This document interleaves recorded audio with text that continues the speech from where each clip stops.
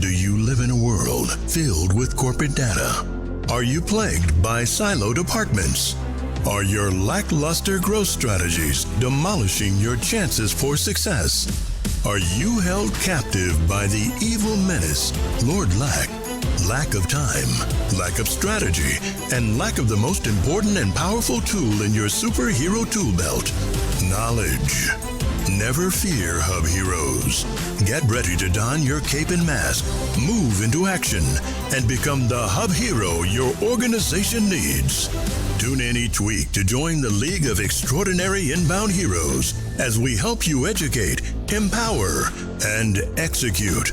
HubHeroes, it's time to unite and activate your powers. Before we begin, we need to disclose that both Devin and Max are currently employed by HubSpot at the time of this episode's recording. This podcast is in no way affiliated with or produced by HubSpot, and the thoughts and opinions expressed by Devin and Max during the show are that of their own and in no way represent those of their employer. So I'm not even sure how to start because I'm still giggling. By the way, just so everybody on this episode knows, I am going to clip out what happened during the intro of that and just put it on the internet because, oh my gosh, it's crazy. Speaking of crazy, it's funny to think about that we're going to have a conversation around buyer's journey or the buyer's journey today, because if you've been doing inbound since 2010, 2011, 2012, whenever, you're like, oh my gosh, I've heard about buyer's journey or the buyer's journey so much and so many times, but have you heard about it, how we're going to talk about it? Because we're going to bring out some things that we don't think are stated enough or maybe even thought about. And honestly, here's where I go with this, gentlemen, is today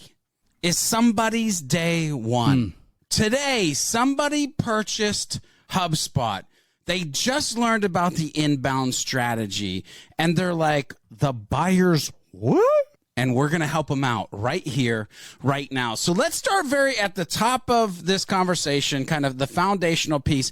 Historically, when you two were training folks and you had to talk about this framework, this methodology, the buyer's journey, how did you actually teach it? What did you talk about? And I'm hoping for anyone listening to this, if you haven't listened to episode 2 first, go listen to episode 2, then listen to this one, because we talked a lot about the idea of what you're doing in a tract and the idea of what good content is, goals, challenges, blah, blah, blah, blah, blah. We might have even mentioned buyer personas at some point. The way that I always kind of framed up what the buyer's journey is really as a tool to help you explain what should your content be doing? What is the change in mindset? What is the mindset of your prospect? And what do you need to be doing with your content versus just making sure it's valuable? Because the whole idea of solving for a goal or a challenge at every single stage of the buyer's journey, you want to make sure your content's doing that. But there's this mindset shift that you have to be facilitating with your content to really get someone to a place where it makes sense for you to eventually say, hey, we got this product that solves for a problem. But the fact of the matter is if you haven't already figured out that you have that problem yet, you as marketers don't really have a right to say, hey, you should buy our product. The buyer's journey is really kind of like utility. You can it's like an extra layer you can put over your content to kind of gut check yourself and say, what am I actually trying to do with this content? What mindset change am I trying to facilitate? So on and so forth. Well, and it's interesting, right? It's interesting because, Max, if I unpack just for 2 hot seconds, the fact that you actually went marketing and content, okay? I want to sum that up for a second. Now, Devin, when you think about the buyer's journey, where does your brain go? How have you historically talked about it? I usually talk about it from a sales perspective. Ooh. So when salespeople are talking about what they can do for somebody, it's like Max said, a lot of times people aren't even aware that the problem that you're solving is a problem. Or they're tangentially aware. They're aware of something that's problem adjacent. They might be aware of a symptom of the problem. They might even be trying to solve for that symptom, but not getting at the root of the issue, not even knowing where to begin. And so having a conversation about the buyer's journey, when I'm talking to people that I'm training, I say you think of it as where you're first going to find out the awareness phase, understanding what the person's problem is, and then helping the other person understand what the problem is, and that happens through a conversation. And then the consideration phase is when we're talking about the different ways you can go about solving the problem. Because, we're all HubSpot fanboys here. We're going to talk about HubSpot until we're blue in the face. But the fact of the matter is, there are a number of different ways and a number of different tools that you can use to solve your problem. And there's a lot of methodologies, a lot of different things that you can implement that will get you to your goal. Of course, we as HubSpot fanboys always say HubSpot's the best because it is, but, that's just our biased professional and expert opinions that it is. So, take it for what it's worth. But then there is the decision phase. So now we've talked about and identified what the problem is. We've talked about different ways to go about solving the problem. Now, let's talk about what tool we're going to use in order to solve this problem. If you want to talk about just using literally generic tools, you have piece of wood that you want to fasten to other piece of wood. That's the awareness problem. And then the consideration, it's like, well, how can I do this? I can use a hammer and nail, or I can use a drill and a drill bit. And then we talk about the decision phase where it's like, yeah, we can go hammer and nail, but if we use a screw, it's really going to hang on to the wood better. So you know what? I'm going to buy a screw. That is, in a nutshell, the buyer's journey. So here's the thing. I love that you actually went, Max, into marketing and content. Devin, I love that you went into sales. And I love that we kind of did this high overarching awareness, consideration, decision. Because here's the thing. I actually don't talk about it in either way. Like, yes, it's all of those things. But when I talk about the buyer's journey, I say this. It's something that we all do. It's not HubSpot specific, but man, do I love to map it out in HubSpot, but it's something that we all do. It's an unconscious thing that human beings do. Let me explain, for instance, and I got a couple little stories that I like to tell. One, you're on vacation with your other half. You are at the beach. There's a sunset. The ocean is like soft and and it's just like beautiful. You lean in to get a kiss, and all of a sudden you get the Heisman. Whoop! You are aware that you have a problem. That's right. Bad breath. Yes. Lord Lack hits again. Bad breath. So what do? You run over to the local store and you consider mints or gum or something else. But you then go to the cashier, you put the mints on there, and you make a decision. You hand them your money. Now, that's a very small thing. It's like $1.25, $2, I don't know now, maybe $7 for some mints pretty soon. But it's a small purchase. But you were aware, bad breath. You considered, what do I need to fix it? You decided, you got your wallet out and you paid. Same thing on an extremely large purchase. You're driving down the road. You happen to be driving in your 1989 Toyota, and all of a sudden you're aware that you have a problem because there is a transmission laying on the freeway behind where you once were driving. Now you are aware, I am not going anywhere anytime soon. So do I just start walking? Do I get an Uber? Do I call the tow truck? What do I do? Also, your brain then goes into, well, do I want to get it repaired? Do I want to buy a new car? You're considering all of these things and you decide, maybe I want a new 2022 Lexus. No, I'm just kidding. I don't know what you decide you want to do, but small or large, it is about the consumer. It is about you, the human. It is a thing that we unconsciously do. So should sales be leaning into it? Yes. Should marketing be leveraging it? Yes. Should service be paying attention to it? Yes. And by the way, I haven't even mentioned that there's an emotion that you're feeling across each one of these phases that you're going through on a daily basis. I'll pause there. Where do your guys' minds go next? So I think a good thing to remind all of ourselves, and I think you just illustrated it really well, George, is that the buyer's journey is not rocket science. It is just a blown out version of basic human decision making. And you go through probably millions of buyer's journeys every day in your own life. You go, something's not okay. You figure out what's not okay. You make the quick decision on how you want to solve the problem, and then you choose the thing that's going to do it. So sometimes it's very fast.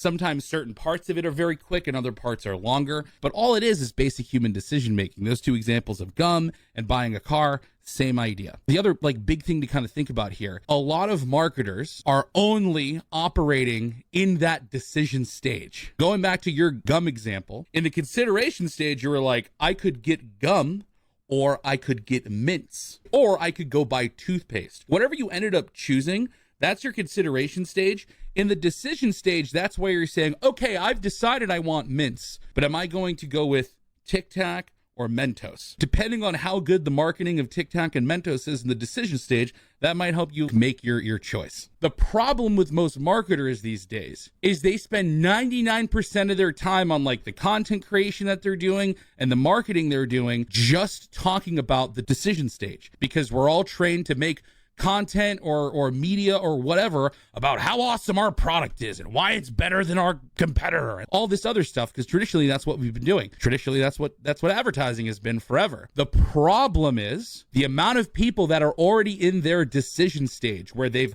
already figured out what their problem is, they've decided on the way that they want to solve it. Now they're saying, who does this specific thing the best? The amount of people that are already there is minuscule compared to the amount of folks in your audience or potential audience that are in those awareness and consideration stage phases where they don't even know they have a problem. They don't know the way to solve it. The thing that I always kind of come back to is the idea of earning the right. I haven't earned the right to tell you my product is better than my competitors until I have shown you that our kind of solution or product or chewing gum or whatever is the best way to solve your problem compared to the other ways you could solve it. And I have no business or any right to tell you this is the best way for you to solve a problem if I don't know you already have that problem yet and I haven't done the legwork to help you figure out what your problem is. So it's like these layers of earning the right to communicate in a certain way, because people are in all different stages of it,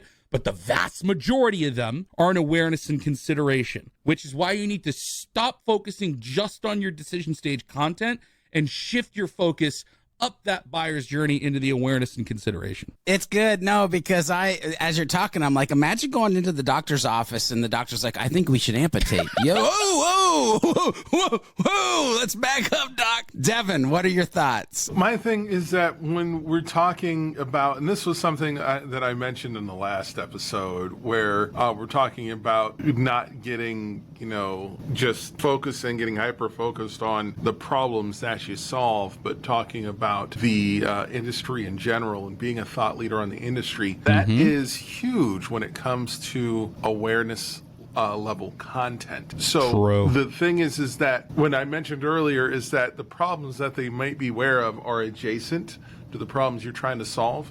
They might not be aware of the problems you solve. You might not know that you have bad breath. You might just be walking around burning people's eyebrows off and they're just too polite to say anything. The thing is that if you're talking about content, creating content that talks about industry challenges in general might bring someone to a point where they're like, oh my goodness, I didn't even think about that as an issue. I like to talk about, I did a specifically buyer's journey focused campaign some years ago, and I'm kind of proud of it. What happened was that the goal was to get auto repair shop owners to buy this piece of software that gives these millennials access to seeing what's wrong with their car on their phone. We could just tell them, it's like, hey, you need to start sending out text with PDFs of inspection reports. And they could have told me what to go do with myself. If I'm telling them from the awareness phase is like, hey, there's a whole new market out there of these people who were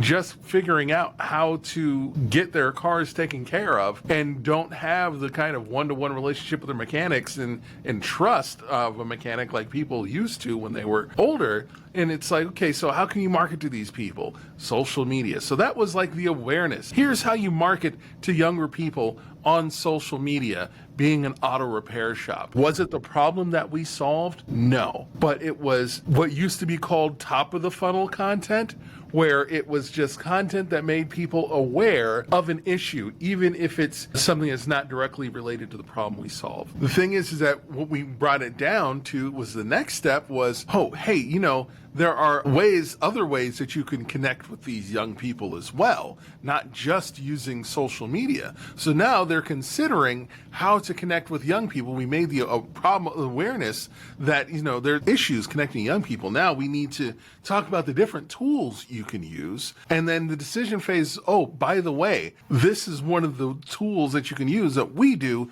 Here's how it solves your problem of connecting to these people, which was the awareness that we brought up initially, which had nothing to do with what we actually sold. That's the path, and it worked really well and made lots of money. People came and bought stuff and lived happily ever after. The point is that when you're dealing with content, when you're talking with people, you have to be more open-minded about what they need to solve as a problem. And by leading them down the buyer's journey, by leading them down that path, you can bring them to how you're solving the problem, and then also help them become more aware of the larger picture. And they'll be eternally grateful for that, even if you're not solving the entire larger big picture problem. If I could just add something in there too, you don't have to over engineer it to think that, oh, I have to have an awareness piece of content that's like totally trying to get them to change their mind to perfectly slot them into this arc that I have in the consideration stage,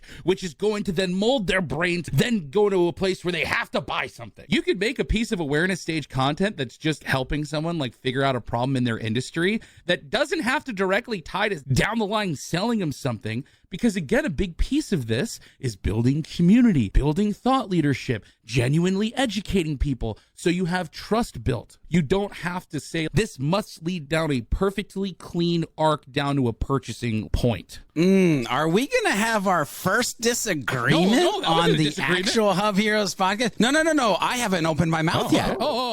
So here's the thing.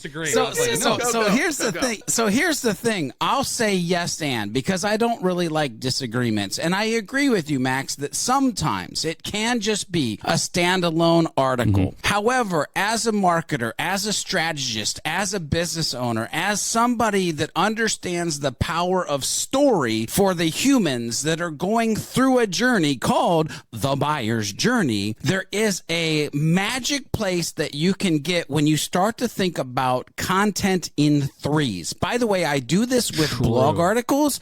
I do this with videos. I do this with lead generation opportunities. I think to myself, how can I craft an amazing piece of awareness content that the end or somewhere in that article links to the consideration article, the Act 2 of Part 1. And once they're in that consideration piece of content, how can I actually get them to Act 3? By the way, what happens in Act 3? The happy ending. They find the princess. They find the prince. They find the solution to the problem that they're facing. And it's because I've taken the time to craft 3 pieces of content that threaded together tell the entire story that they've actually been able to either sit and do at one sitting or bookmark and do over multiple sittings. And again, think about your lead conversion opportunities. When I talk about a pillar page, I talk about, well, make sure you have an awareness lead conversion opportunity. Make sure you have a consideration lead conversion opportunity. Make sure you have a decision towards the bottom of the pillar page conversion opportunity, because now we're mapping to their needs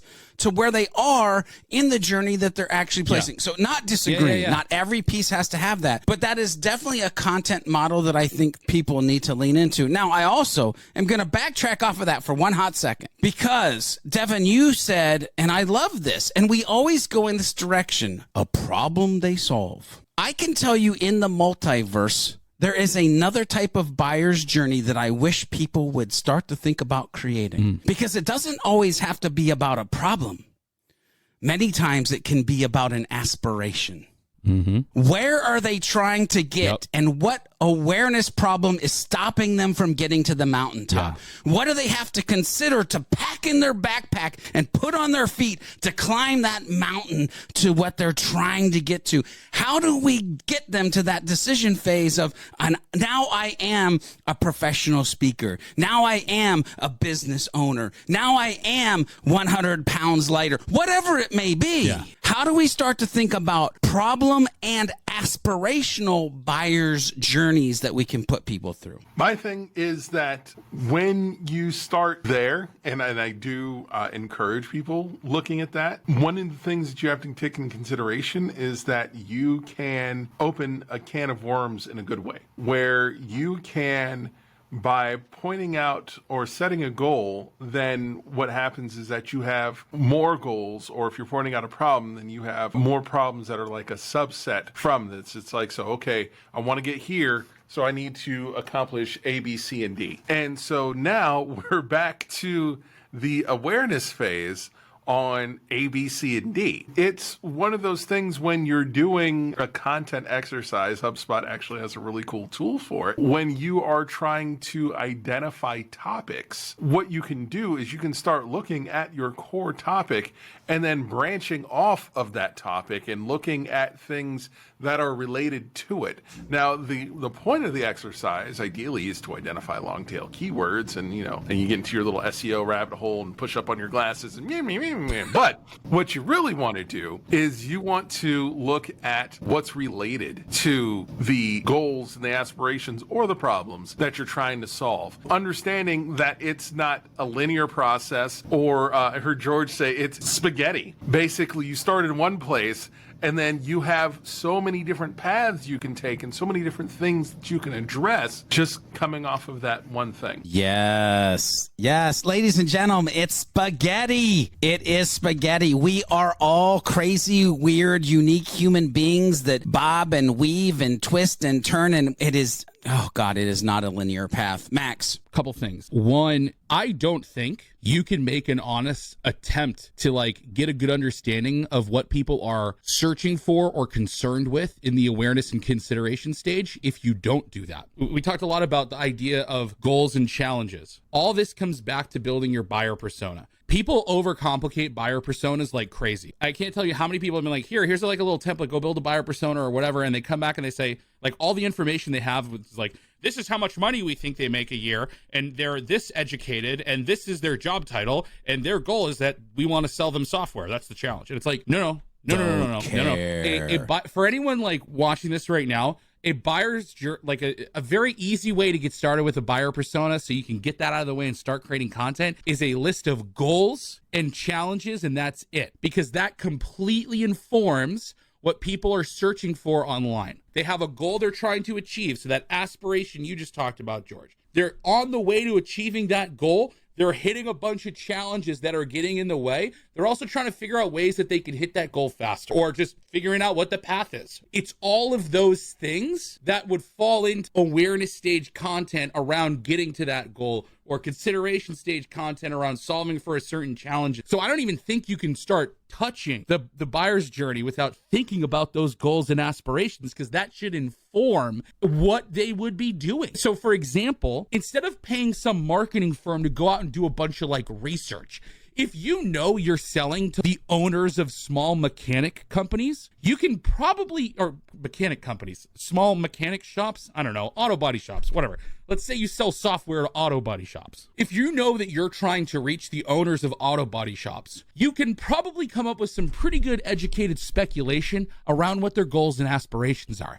They're trying to run a successful auto shop, auto body shop. That's one of their bigger goals. Maybe some of them want a franchise. Maybe some of them just want to get more, whatever. In general, you can probably safely assume they want to grow their and operate a successful whatever type of business it is. From there, you can then start thinking, well, it's all right, what are the potential problems that someone might face going there, even if they don't even know that those are problems? And what are some symptoms of an issue they might face trying to achieve that goal. That's where all your inspiration for awareness and considerations come from. Again, that aspiration piece is like, I don't think you can do it without that. Like, you have to have that, and your buyer's persona, or whatever you want to call it, your ideal customer profile, like, I don't care. That should heavily inform all of this from a goals and aspiration perspective. I want to jump in real quick. People will turn around and ask, so then why are the demographic questions on there if they're not necessary? They're not necessary for the topics, but what you have to take into consideration, but most important thing with that content is how you say it. You don't talk to a mechanic the same way you talk to a doctor. And so that's when that information comes into play. Regardless of the person's education level, regardless of what colloquialisms, vernacular, jokes,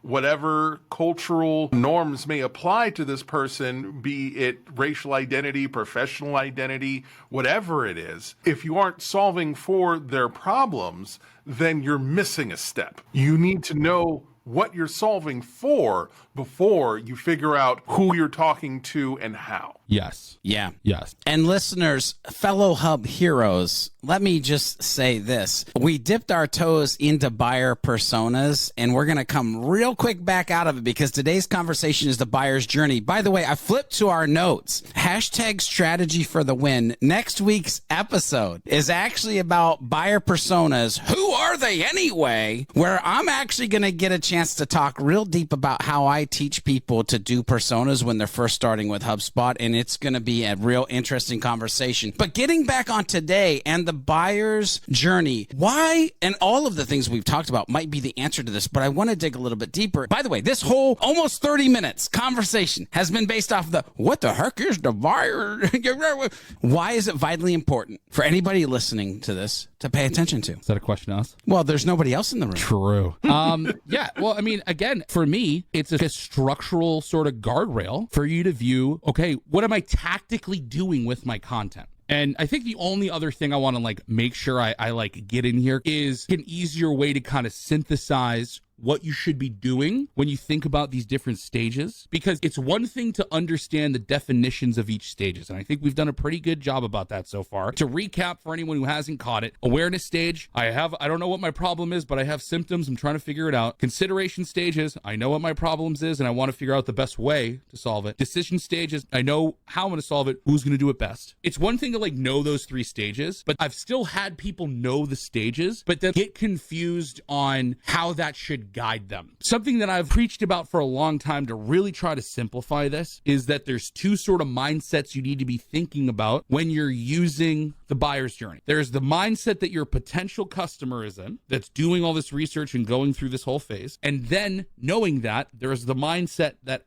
of how you should be acting as the marketer when you're creating the content. What's the basic sentence you can tell yourself to ensure the content you're creating is doing its job? So in the awareness stage, the mindset of that buyer is, I don't know what my problem is yet, but I'm trying to figure it out. So you as a marketer, when you create content, you should be saying, this piece of content should be helping them figure out what their problem is. And if it's not doing that, make content that is going to do that. In the consideration stage, they're going, all right, I know what my problem is. Who does it best? So your content as the marketer, your mindset as the marketer is, I need to create content that helps people how to figure out the best ways to solve those problems. This is how you should solve your problem. Not why our product's great, why our category is great, or the way we solve the problem is great. And then in the decision stage, the mindset of the buyer is, I know how I want to solve it. Who does it best? So you as the marketer should be saying, this is why we do it the best. The marketers are already pretty good at that. Or maybe you're not so good at it, but the marketers are majority already doing this. They're comparing their product to other things, all that other kind of stuff. They're saying why their features are so good, all the stuff you're used to doing. So that decision stage should be pretty easy for people relatively, but it's the mindset of the first two that's tougher. I'm going to jump in here for a second because I want to piggyback on something that came to my brain when you said, well, it should be the easiest because it's what you've already been doing. But since it's already what you've been doing, then it's also the easiest place to get better. True. And so the pro tip on this decision stage that you've already been doing is I would give these words to you. Please, by all that is holy, learn the subtle sell. There is a way to have other people talk about you. There's a way to say things that isn't the 2x4 moment where the customer is picking themselves off the ground going, well, that didn't feel well at all. Like, let me see if somebody else talks about this in a more eloquent, more customer focused way. Instead of you just telling all of the features, talk about the benefits. Again, it is about the buyer. It is about the ideal client profile. It is about the human. And if you position the good things that you do in a way that what is in it for me from the human perspective, then all of a sudden this subtle sell becomes so much easier to pull off. Max, I love that entire section. By the way, I would say maybe that's a rewind section where people listen to that again because there's so much there. And I can't wait to I'm going to give Devin some time to unpack his thoughts on what just went down. But I want to make sure we spend 5 or 10 minutes kind of debunking the buyer journey myths that we hate. We'll get into that because I'm going to backtrack kind of into what you were talking about. And I want to talk about how there's layer 2, 3, and 4 of what you just unpacked. So listeners, rewind, re-listen to that, jot some notes down, get ready for some very interesting conversations moving forward. But Devin, unpack where your brain is right now on this conversation of the buyer's journey. Cool. So the buyer's journey, Max absolutely hit it on the head from the marketing side. Let me talk a bit about it from the sales perspective. I know it's cliched as salespeople, you don't ask for a wedding on the first date, but so many do and don't realize it because the problem is care more about what you have going on than what's going on with your prospect. And I know it seems counterintuitive because you have quotas and deadlines and thresholds and really want to get to President's Club and all that good stuff. The thing is that you have to take into consideration that this conversation isn't about you. You are here to add value. Hopefully, they give you money to add value. But at the end of the day, every interaction you need to have as a salesperson is adding value. They need to be better off after that interaction with you. When you are doing a conversation about awareness, the most important thing you can do is listen and ask probing questions. Even if they tend to go on a tangent or outside of what it is that you're trying to solve for, talk to them and then help them understand what's wrong, and not just understand what's wrong from the perspective of what you do, but understand what's wrong, period, from the perspective of your expertise, because you know what's going on in your field, because you are a student of the game and you read your marketing department's content. That's how you get through with the awareness. And then consideration, have a candid conversation where you're not the hero of the story. Have a candid conversation where you're talking about the problems itself and the different ways to go about solving the problems. Your first instinct is to talk about why you're so awesome and why this thing is the best thing on the planet. Oh my goodness, you need to be doing this because this is how I make money. That's not the case. The number one place where you see this done wrong is in email. Or going past email now, it's in mails and LinkedIn.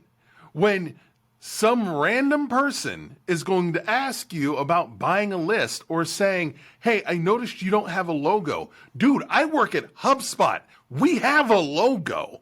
I don't know what you were looking at, but you just came and just told me about everything you do. And you're an accountant. You can do all of my accounting for me. You don't even know what my problems are. My problems aren't accounting. My wife graduated with a degree in finance. We have a budget spreadsheet that goes back to 2012, and I met her in 2015. No, I don't have a problem with calculating any of that. But if you would bother to have a conversation with me instead of just bashing me over the head with all the cool stuff you do, then you might have found a different thing that is an issue that I have that you have the capability to solve. Or and this is the hard part, know someone else that can solve my problem. Because the thing is that with the consideration phase, I now know how to solve my problem. When we get into the decision phase, even if, let's say, I'm talking about email marketing, I have a number of different options to choose from.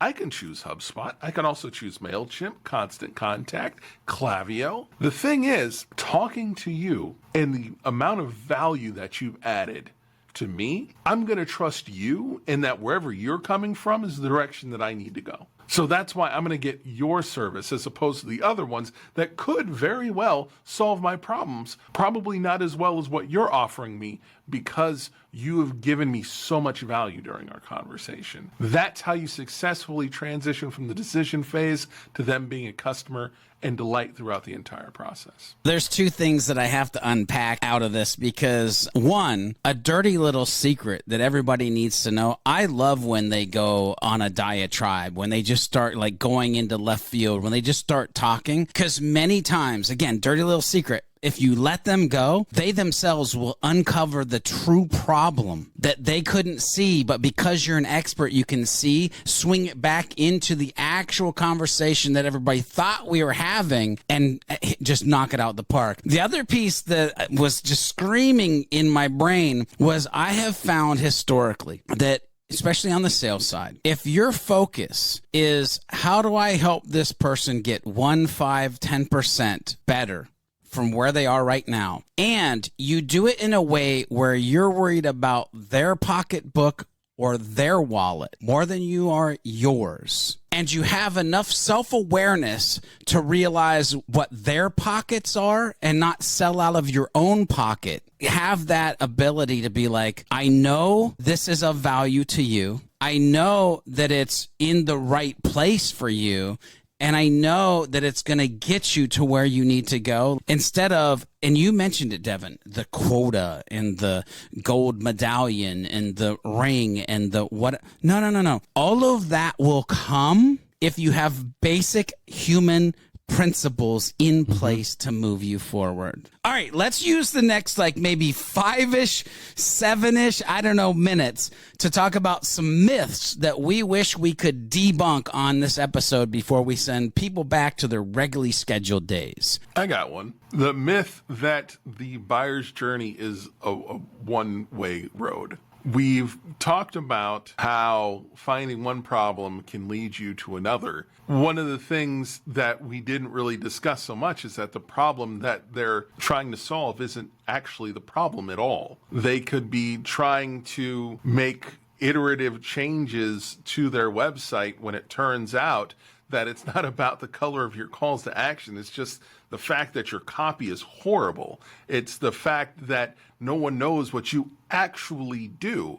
So you can be A/B testing or multivariate testing until you're blue in the face on your UI, but it's actually a completely separate issue that requires a completely separate set of skills in order to accomplish, because you're not a writer and you have blinders on when it comes to your customers and you know what you do. And so you look at the website, it makes perfect sense to you. That isn't always the case. And so that would take them, as far as the buyer's journey, back to square one, where we're making them a whole new level of awareness and taking them down that journey again. If I had to look at something from like a myth perspective, I can't tell you like how many people I've seen in the inbound community who like to create content and get clicks on, oh, the buyer's journey is dead, or actually there's 6 steps to the buyer's journey and it's called this different thing, or it's demand generation, inbound is dead, and like all this kind of stuff. And then they go and explain their strategy and it's like literally the same thing. Call this, what we're talking about, whatever you want. Basic human decision making will never die. It's physics that's grained just into the way that we all operate. We all have problems, issues, challenges, goals, whatever. We look for ways to figure out how to solve them, and then sometimes we buy something to help us do it. You can break that down into any number of steps, call those phases whatever you want. It just exists. Humans are humans and they're always going to human. As long as you're looking at it from that perspective, I don't care what you call it. I don't care about any of that. Just make sure your content supports that basic human decision-making process. And I think also just, it's not always just a selling motion. Yeah, it's called the buyer's journey because Maybe some people will eventually buy from you, but not all of them are gonna. That's also just marketing. Just keep that in mind. Don't look at this as such a rigid thing. Also, don't use any of this as a way to say like why I can't make that next piece of content. Again, get good at creating content first and then use this as a way to get better. I have two that I'm going to do. One's real short, sweet, and simple. One myth that I want to debunk is that the buyer's journey is the be-all, end-all. This is a great place to jump off and start the conversation, but if you're not also thinking about once they turn into a customer, what is the customer journey? And having that mapped out through the rest of your organization, which, by the way, may be customer journey and journey mapping. They might be, potentially. Keep tuning in. They might be future episodes that we'll talk about. But here's the thing. I want to double down. And Devin, I thought you were going in this direction. I love the direction you went in, but I want to double down kind of in where you went, but this idea of spaghetti. And Max, circling back around to your conversation that you're having. And here's the thing. What I'm going to say, busting the myth that it's a linear path. But the tip here, the action item is plan for the pivot. Plan for the pivot. Let me explain. I wake up in the morning and I go make a pot of coffee. Oh, coffee pot is broken. Crap. I go to let my dog out. Oh, dog ran away. Uh-oh, crap. Time to go to work. I go in my car. Oh, car got stolen. The human being is always by the way, if that's your morning, I am sorry and I will pray for Just go you. back to bed. But Yeah, you're done at that point. But the point is the human, and God, Max, I love that you said this. Humans are humans and they're always humans. Well, what is that? Humans will pivot. Humans will transition into the thing that they are given and try to do the best that they can with it. And so if you as a salesperson, as a marketing person, as a service person, as a business owner, start to think about everything that we've talked about today and plan for the pivot of the human in the journey that they're on, your content strategy, your sales strategy, your email strategy, your chat strategy, all of your strategies, which I hope you have, will be headed in the right direction. Gentlemen, any final thoughts before we end this episode? Stop sending me emails about trying to sell me stuff. I hate it. If you want to have a conversation, BDRs, stop trying to book calls just to meet a quota. Actually meet with someone and find out what their needs are and if they're a good fit for the AE before you book the call. And AE, stop hitting me over the head with a demo before you even get to know me. And if I haven't said it before, stop sending me in-mails. Just period. Just stop. Just like no good comes of in-mails at this point. Kind of sounds like you're reiterating the whole idea of earn the right to do those things. You think? I mean, that's like a good thing. It's like one piece of advice I'd say is like, you know, a good gut check for yourself is like, have we earned the right to tell this person this yet? If I haven't done the legwork to say this is the best way to solve it, why should I be telling you my product's so great? I think that's a big piece. I think the other thing, use all these tools that we're talking about, you know, the whole idea of attract, engage, delight, buyer personas, the buyer's journey, layer it in the right way, but never let it get in the way of you creating content. And that's the hardest, most fundamental, biggest shift. But use all these tactics as the way to really mold that clay once you've become good at making ugly statues. The harder part is like getting that statue built first, and then you can make it better over time. And the more times you do it, and the more time you implement these different strategies, it'll get better over time. Don't feel like you have to do all this stuff overnight, because it's never going to work if you overwhelm yourself. Okay, Hub Heroes, we've reached the end of another episode. Will Lord Lack continue to loom over the community, or will we be able to defeat him in the next episode of the Hub Heroes podcast? Make sure you tune in and find out in the next episode. Make sure you head over to thehubheroes.com to get the latest episodes and become part of the League of Heroes. FYI, if you're part of the League of Heroes, you'll get the show notes right in your inbox, and they come with some hidden power-up potential as well. Make sure you share this podcast with a friend, leave a review if you like what you're listening to, and use the hashtag HubHeroesPodcast on any of the socials and let us know what strategy conversation you'd like to listen into next. Until next time, when we meet and combine our forces, remember to be a happy, helpful, humble human, and of course, always be looking for a way to be someone's hero.